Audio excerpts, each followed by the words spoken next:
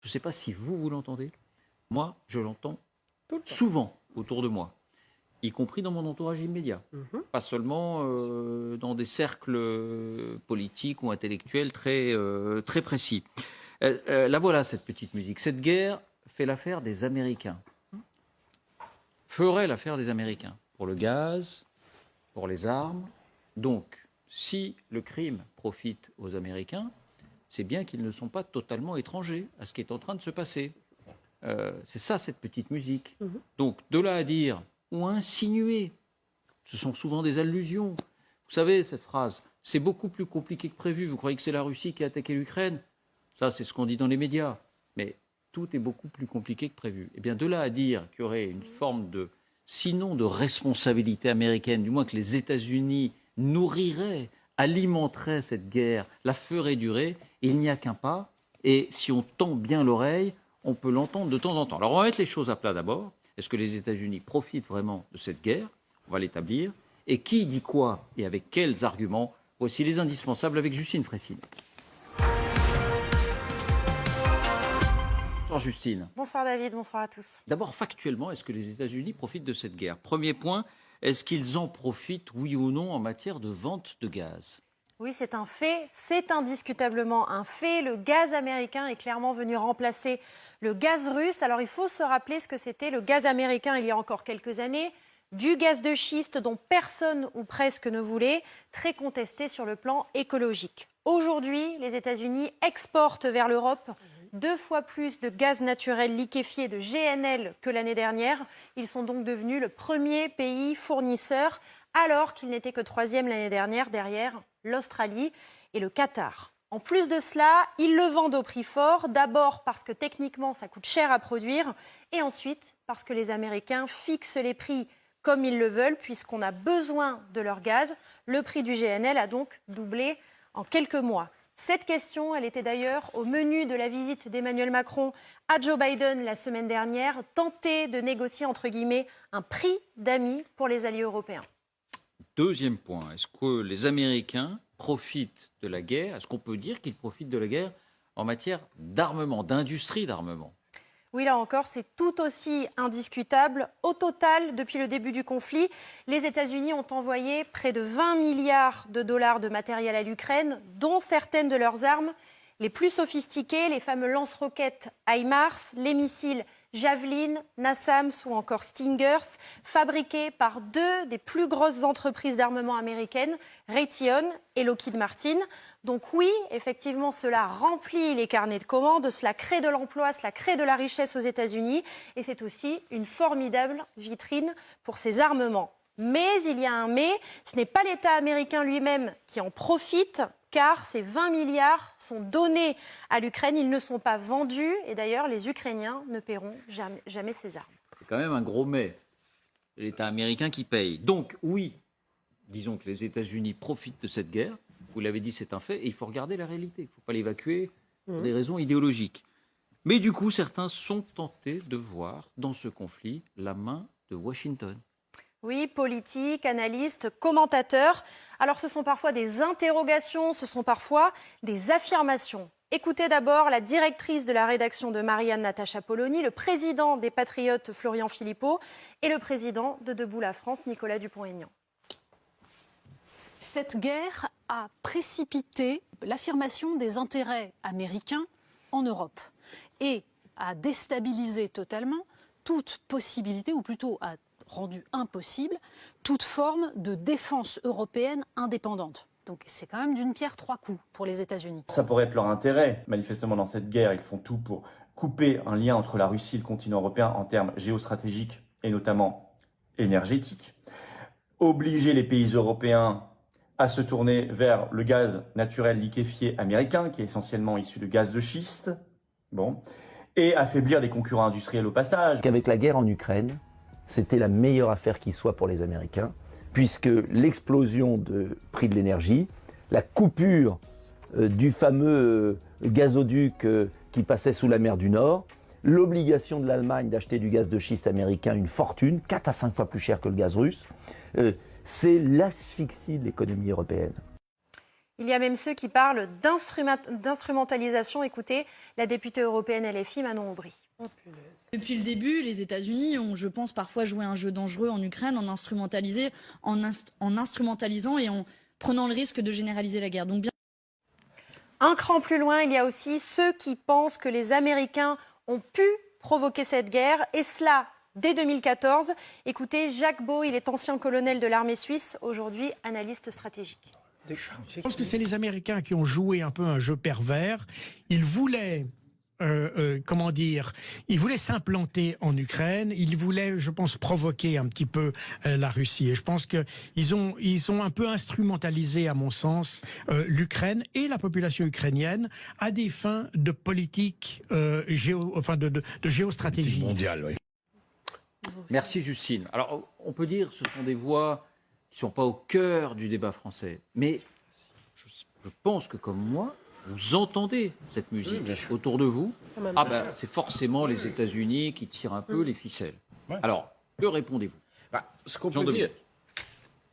Oui, d'abord, c'est un fait d'évidence que les États-Unis profitent, au sens où ils récoltent des choses économique et de l'influence politique de la situation. Oui, bien sûr, par rapport aux Européens, le gaz, l'influence politique en Europe au sein de l'OTAN, tout ça, effectivement, ça existe et c'est vrai. Mais de là à tirer une sorte de conclusion logique à la manière de complotiste en disant puisque ça leur profite, c'est eux qui l'ont provoqué. Non, ça c'est une paresse intellectuelle et une vision avec des lunettes déformantes.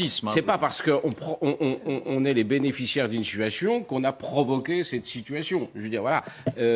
Il se trouve qu'ils sont bénéficiaires de cette situation. Voilà, d'accord. Mais nous, on pourrait l'être, si on savait faire marcher nos centrales nucléaires et qu'on était capable de produire des armes en nombre suffisamment important. Simplement, nous, on n'en est pas capable. Eux en sont capables. Non, ce qu'on peut ajouter, juste en un mot, il faut bien comprendre la logique qu'il y a là derrière ces raisonnements. C'est ce que les marxistes-léninistes, excusez-moi de revenir à des fondamentaux, appelaient la contradiction principale et les contradictions secondaires. Pour un certain nombre de gens, la contradiction principale, c'est l'opposition aux États-Unis qui incarnent le capitalisme et l'impérialisme. Et donc, il est donc, dans ce cas-là, légitime de s'allier avec tous les gens qui sont anti-américains et de ne jamais s'allier avec les Américains, de ne jamais être dans le camp des Américains. Je ne vous citerai pas de nom sur la scène politique française, tout le monde le voit bien, mais donc on se retrouve avec Bachar el-Assad, avec Xi Jinping, avec tous les dingos d'Amérique latine et d'ailleurs, et avec Poutine, parce qu'on ne peut, à cause de cette contradiction principale avec les États-Unis, jamais être du côté du capitalisme, impérialisme, etc., etc. Et on retrouve des schémas de pensée qu'on a connus au moment de la guerre froide. Bon, voilà. Ouais. Complotisme, dit Jean-Dominique. Comment expliquer, Elsa, que les États-Unis, dire que les États-Unis tirent les ficelles, ça n'a pas de réalité? Non, alors les États-Unis n'ont pas pu... Prêter aux États-Unis la capacité d'instrumentaliser Vladimir Poutine, c'est aller bien au-delà de ce que les États-Unis, que tout chef d'État est en capacité de faire. C'est toujours, la vision, je trouve, complotiste du monde pêche essentiellement en ce qu'elle prévoit une organisation, une capacité d'organisation, une capacité de planification et d'exécution que les sociétés humaines n'ont pas. Donc les États-Unis ne sont pas en capacité de faire agir Vladimir Poutine comme ils l'entendent. Qu'ils exploitent une situation conformément à leurs intérêts, tous les États le font. Nous le faisons et s'ils ne le faisaient pas, ils seraient dans leur tort. En revanche, il ne faut pas inverser la causalité. Effectivement, ils ont bénéficié du point de vue économique.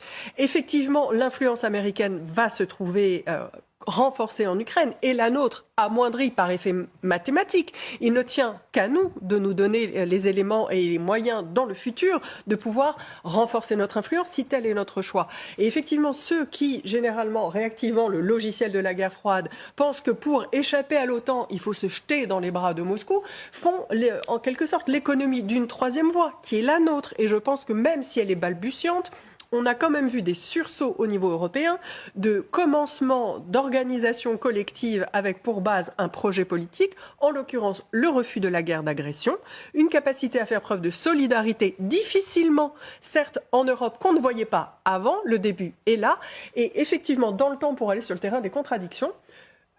À l'heure actuelle, le soutien américain à la défense ukrainienne est une condition sine qua non de notre projet, et nous sommes alliés avec eux, politique, de soutenir l'Ukraine.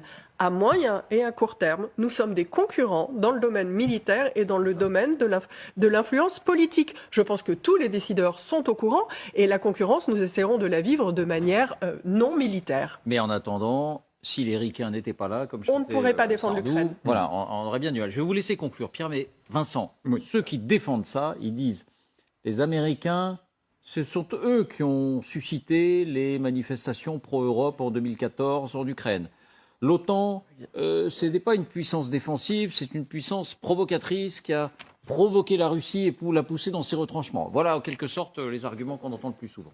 Je me souviens effectivement que Maïdan 2014, Sputnik France titre un de ses papiers, donc ce site russe, une révolution made in USA. Et ça a énormément d'écho, notamment en Occident.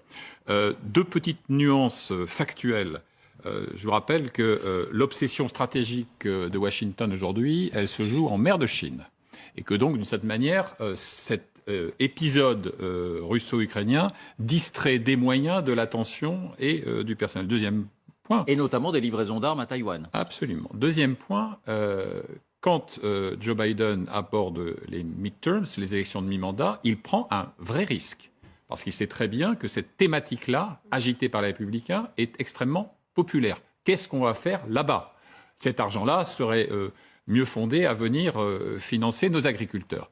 Et alors, dernier point historique, celui-là, on a en France une vieille convergence, une continuité historique dans le registre du neutralisme, du pacifisme intégral, pour reprendre la terminologie de l'époque, voire de l'esprit munichois, à l'extrême gauche, de la SFIO à la France insoumise aujourd'hui, à l'extrême droite, évidemment, du régime de Vichy au Rassemblement national et à Reconquête. Et je pourrais vous citer 1000 exemples, juste un petit point d'histoire. Qui signe en septembre 1939 un manifeste qui s'appelle « Une paix immédiate », septembre 39, mauvaise pioche, eh bien c'est Jean Giono, mais aussi Marcel Déat, qui est passé, comme on le sait, du socialisme radical à ce statut de prophète du fascisme à la française, lui qui écrira donc « Mourir pour Danzig », ce pamphlet neutraliste que l'on connaît. Bon, la messe est dite. Oui.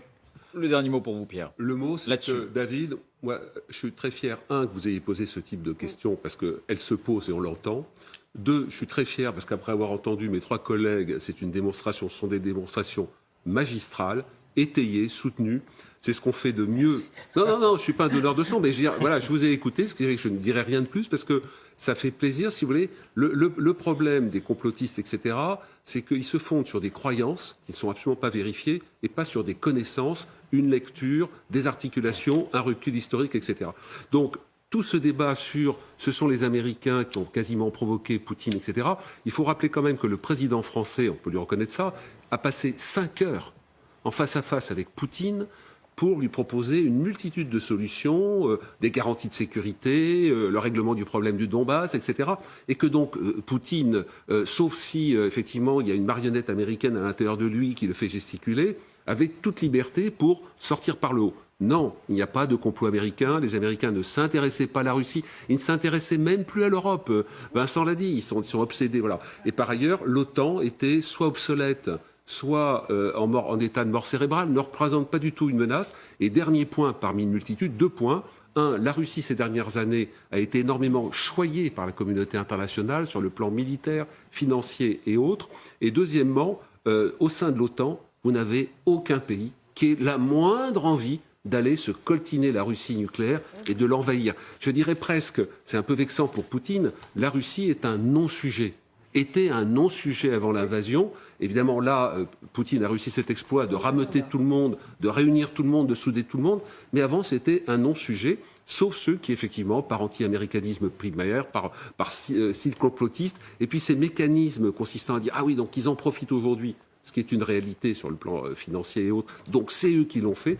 Je termine simplement en disant qu'on a vu la même chose sur la deuxième guerre du Golfe, sur la première guerre du Golfe, l'invasion du Koweït, où la thématique c'était de dire ce sont les Américains qui ont poussé Saddam Hussein à envahir le Koweït pour qu'il puisse le contrer, alors que là aussi vous aviez eu une séquence entre le ministre des Affaires étrangères irakien de l'époque et son homologue américain à Genève, et l'Américain lui montre les effets des missiles de croisière dont les Américains sont dotés, pour lui dire ne faites pas cette sottise d'aller envahir le Koweït, regardez les capacités que nous avons.